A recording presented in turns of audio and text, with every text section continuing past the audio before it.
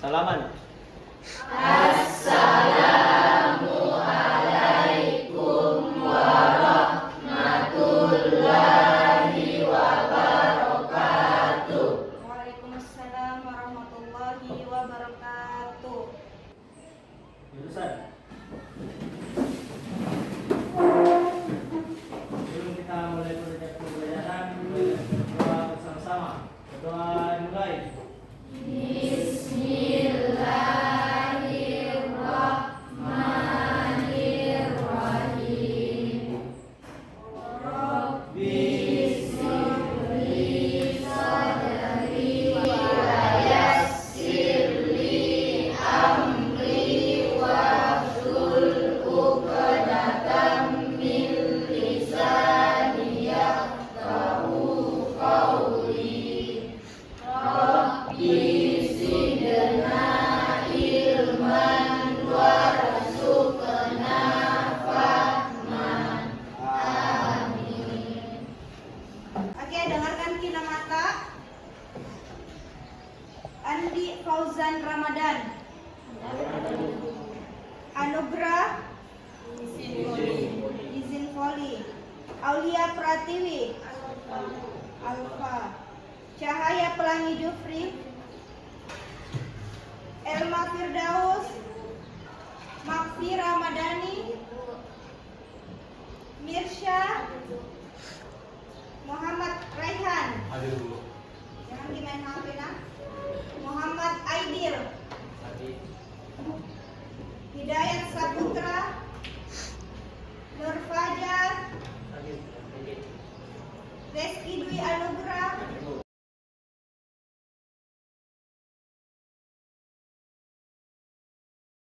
Bagaimana kabarnya anakku semuanya? Alhamdulillah baik. Ya, hari ini kita masuk materi baru tentang cabang iman. Memenuhi janji, mensyukuri nikmat, apalagi? Menjalani lisan Dan baik. materi lalu kita belajar terkait bab 1. Ada yang masih ingat materi kita pekan lalu? Ya. Berpikir kritis dan mengembangkan ilmu pengetahuan dan teknologi. Oke. Pekan tentang berpikir kritis. Sekarang kita masuk materi bab 2 tentang cabang iman. Ada 4 tujuan pembelajaran. Ada yang bisa bacakan? Tujuan pembelajaran kita yang pertama menjelaskan cabang-cabang iman, yaitu memenuhi janji, mensyukuri nikmat, memelihara lisan dan menutup aib orang lain. Yang kedua, menganalisis cabang iman, yaitu memenuhi janji, mensyukuri nikmat, memelihara lisan dan menutup aib orang lain. Yang ketiga, mempresentasikan tentang memenuhi janji, mensyukuri nikmat, memelihara lisan dan menutup aib orang lain. Dan yang terakhir, menerapkan sikap tanggung jawab, memenuhi janji, mensyukuri nikmat, memelihara lisan dan menutup aib orang lain. Oke, ya, terima kasih. Jadi 4 ini yang menjadi tujuan pembelajaran kita pada hari ini. Jadi kalian harus mampu menjelaskan cabang iman. Yang kedua apa? Kalian mampu menganalisis. Setelah menganalisis, kalian mampu mempresentasikan apa yang kalian pahami. Dan yang terakhir, kalian mampu menerapkan sikap cabang iman ini dari memenuhi janji, mensyukuri nikmat, menjaga lisan dan menutup aib orang lain. Oke, selanjutnya ini kota konsep kita pada hari ini. Ada 4 pokok pembahasan.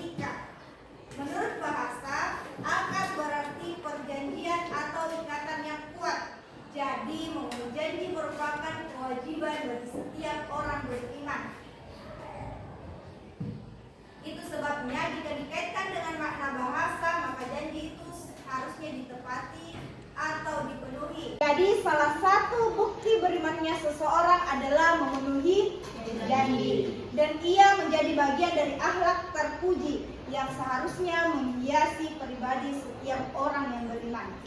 Adapun pada kata janji dalam bahasa Arab adalah akad. Pernah dengan kata akad? Seperti akad nikah, itu suci. Melalui kata ini muncul kata yang sering kita dengar, yakni akad akidah atau akad nikah. Menurut bahasa, akad berarti perjanjian atau ikatan yang kuat. Jadi memenuhi janji merupakan kewajiban dan menjadi tanda orang itu beriman atau tidak. Itu sebabnya jika dikaitkan dengan makna bahasa, maka janji itu harus ditepati dan dipenuhi. Dan diingatkan bahwa setiap janji akan dimintakan pertanggungjawaban. Jadi janji sama dengan utang. Jadi setiap kita berjanji kepada orang, berarti kita berutang sama itu orang. Mau di dunia, di akhirat nanti akan ditagih. Apakah kita akan sudah menepati janji tak? Jadi jangan sembarangan untuk memberi janji, nah. Jangan sembarangan untuk melempar janji. Besok tidak, saya bawakan kau minuman, saya bawakan kau makananku. Itu janji, nah. Jangan menepati janji, bilang saja. Nanti kalau ada makananku, ada kesempatanku, kau bawakan kau. Jangan kau berharap lah. Laki-laki itu biasa, mudah sekali memberikan janji. Sama siapa? Sama siapa? Laki-laki sama siapa selalu memberikan janji? Sama perempuan. Oke, lanjut. Ternyata janji itu ada dua, janji kepada Allah dan janji kepada manusia. Oke. Selanjutnya mensyukuri nikmat. Apa itu mensyukuri nikmat? Ada dua kata dasar yang digunakan, yakni syukur dan nikmat. Syukur menurut bahasa berarti membuka atau menampakkan. Lawan dari kata syukur yaitu kufur, yang berarti menutup dan menyembunyikan.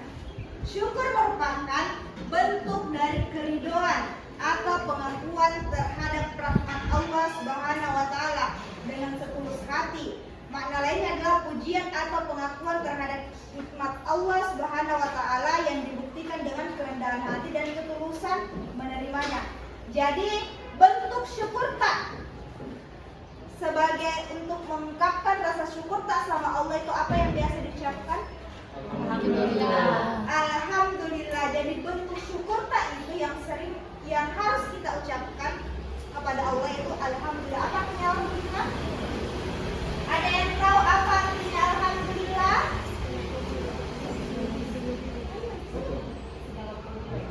Segala puji bagi Allah. Ayat yang berkaitan tentang mensyukuri nikmat dalam Quran surah Ibrahim ayat 7. A'udzu billahi minasy syaithanir rajim. Wa ista'azzana rabbukum la in syakartum la azidannakum wa la in kafartum inna azabin la syadid. Ayat ini berkaitan tentang mensyukuri nikmat yang berbunyi A'udzu billahi minasyaitonir rajim. Wa ista'azzana rabbukum la in syakartum la azidannakum wa la in kafartum inna azabi lasyadid. Artinya ada yang bisa baca? Ingatlah ketika Tuhanmu memaklumkan, sesungguhnya jika kamu bersyukur, niscaya aku akan menambah nikmat kepadamu. Tetapi jika kamu mengingkari nikmatku, sesungguhnya azabku benar-benar sangat keras. Terima kasih. Inilah ayat yang berkaitan tentang mensyukuri nikmat. Ingatlah ketika Tuhanmu memaklumkan, sesungguhnya jika kamu bersyukur, niscaya aku akan menambah nikmat kepadamu. Jadi ketika kita bersyukur, Allah akan menambah nikmat, ditambahkan lagi. Tidak singkat mungkin nikmat satu, Allah akan ditambahkan lagi satu, atau bisa jadi dua dan seterusnya. Tetapi jika kamu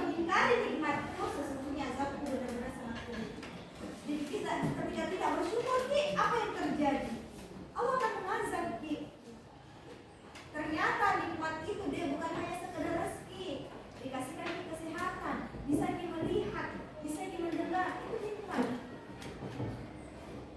Itu namanya nikmat. Paham sampai di sini? Selanjutnya keuntungan bagi orang yang bersyukur. Yang pertama jauh lebih produktif. Jadi kita terhindar dari waktu yang sia-sia. Yang kedua, manfaatnya kembali ke diri sendiri. Yang ketiga apa lagi? Lebih bahagia dan optimis. Jadi kita itu selalu merasa bahagia dan berpikir positif. Tidak ada kerisauan dalam diri kita. Tidak risau dengan masa depan kita. Karena optimis terus nih. Oke, selanjutnya memelihara lisan. Memelihara lisan adalah menjaga agar ucapan kita tetap baik, tidak menyakiti orang lain dan menghindari perkataan yang tidak bermanfaat. Jadi hanya dua pilihannya. Berkata baik atau diam. Berkata baik atau diam. Selanjutnya ini tentang lisan. Ini tiga hal yang sangat sulit untuk dihindari, terutama perempuan. Yang pertama fitnah. Apa itu fitnah? Berbicara yang tidak benar atau menuduh orang lain, itu namanya fitnah. Kalau ghibah, berbicara kejelekan orang lain. Ini dua hal yang terkadang itu kalau tentang menutup aib orang lain. Menutup aib orang lain berarti menjaga dan tidak menyebarkan kekurangan, kesalahan atau keburukan seseorang. Ini adalah tindakan menjaga kehormatan dan privasi orang lain agar tidak diketahui banyak orang. Dalam ajaran Islam, ini merupakan bentuk etika dan moral yang penting untuk membina hubungan yang harmonis dan penuh kasih sayang di masyarakat. Jadi kalau menutup aib orang lain itu, jadi kita jaga kekurangannya, kita jaga kejelekannya teman kita.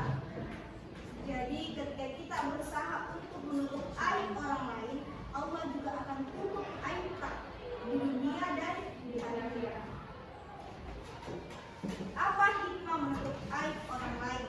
Yang pertama, menjaga kehormatan dan martabat. Dengan menutup aib orang lain, kita menghargai dan menjaga privasi mereka. Ini merupakan bentuk penghormatan terhadap kehormatan dan martabat individu dan menunjukkan bahwa kita peduli perasaan mereka. Yang kedua apa? Mendapatkan pahala dan keberkahan. Seperti yang Ibu ucapkan tadi, bahwa kita akan mendapatkan pahala dari menutup aib orang lain. Yang ketiga apa? Memelihara kesatuan dan persatuan. Coba Miki buka aibnya orang lain atau buka aibnya teman tak, pasti apa? Pasti nabombe Ki. Iya, pasti marahi. Dengan tahu deh bahwa kita buka aibnya, pasti merasa oh tidak maksudnya oh tidak terjaga privasiku, tidak menghargai perasaan seperti itu. Oke, paham sampai di sini? Ya, inilah akhir materi kita tentang pertama apa tadi? Memenuhi janji. Yang kedua apa? Mensyukuri. Yang ketiga apa? Keempat? Menutup aib orang lain. Ya, itulah materi kita hari ini tentang konsepnya saja. Selanjutnya, Ibu mau bagi kelompok kalian untuk Ibu berikan studi kasus kemudian pecahkan apa yang dimaksud dengan masalah yang Ibu berikan. Jadi silahkan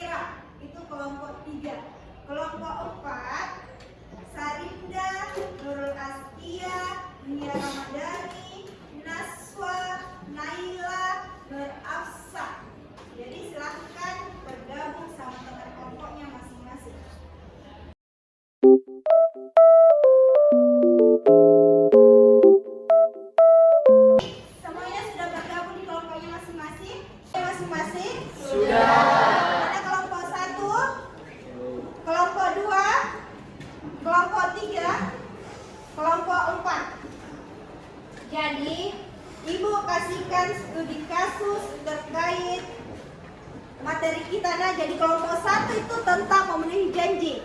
Nanti Ibu kasihkan kasus, kemudian pecahkan masalahnya. Kelompok 2 berkaitan tentang apa?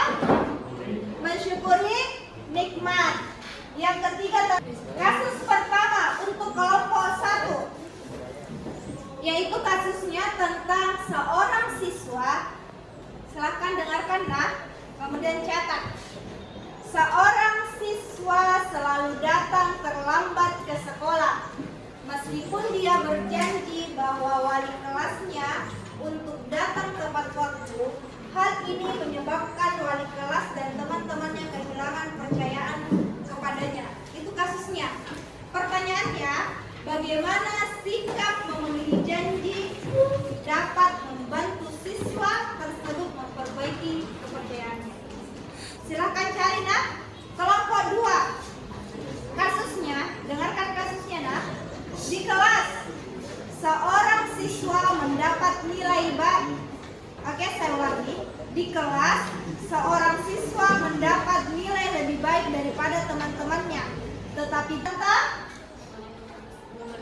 memelihara lisan. Kelompok 4 berkaitan tentang Baik orang baik. Oke, mantap, puas sekali.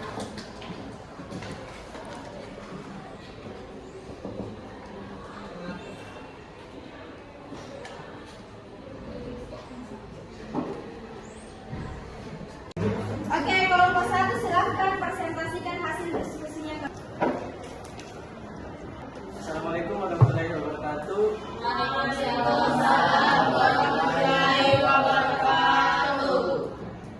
Baik, saya di sini akan mempresentasikan hasil diskusi kami dari kelompok 1, yaitu kasus memenuhi janji, di mana kondisinya yaitu seorang siswa sering terlambat datang ke sekolah meskipun telah berjanji untuk datang tepat waktu. Pertanyaannya yaitu bagaimana sikap memenuhi janji dapat membantu siswa tersebut memperbaiki kepercayaannya.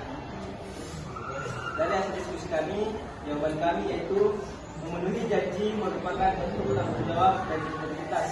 Ketika seseorang memenuhi janjinya, ia menunjukkan komitmen dan bisa diandalkan.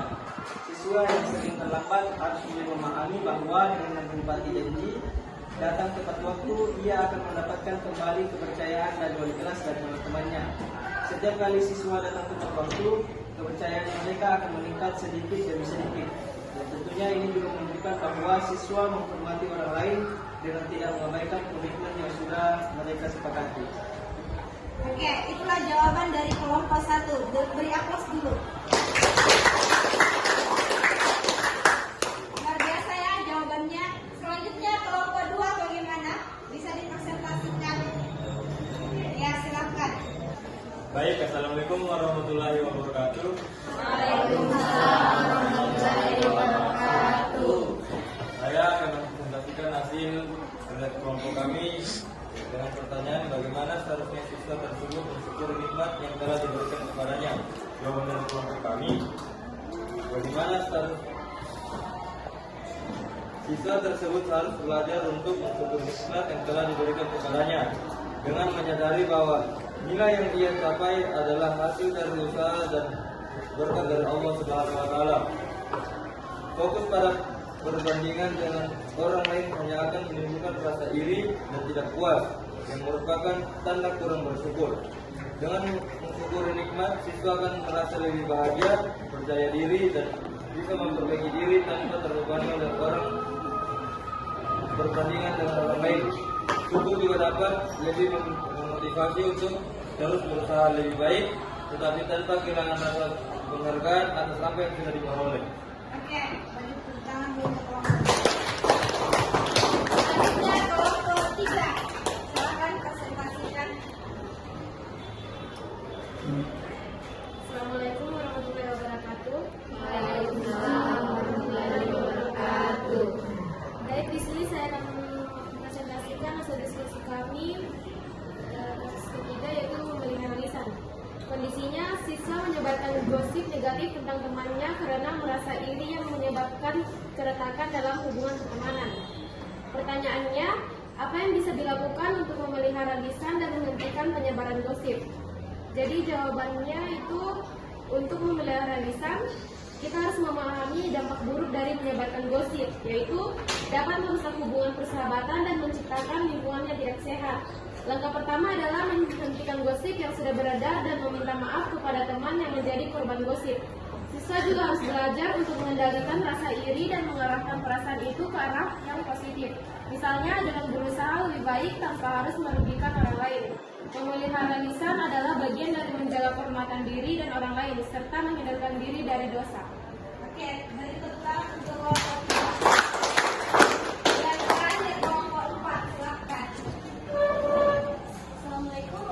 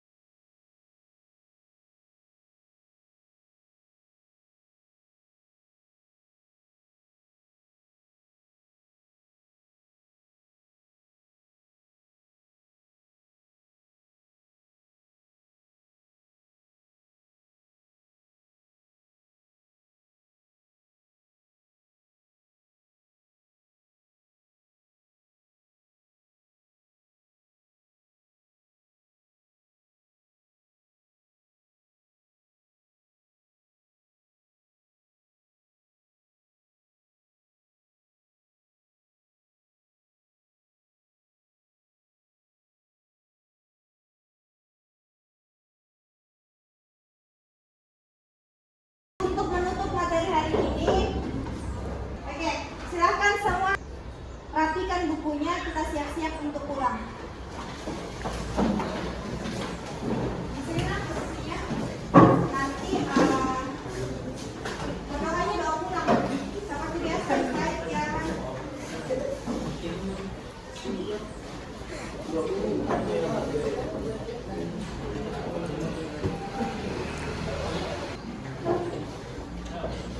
Baik, sebelum kita pulang, marilah kita berdoa bersama-sama. Berdoa dimulai. Bismillah.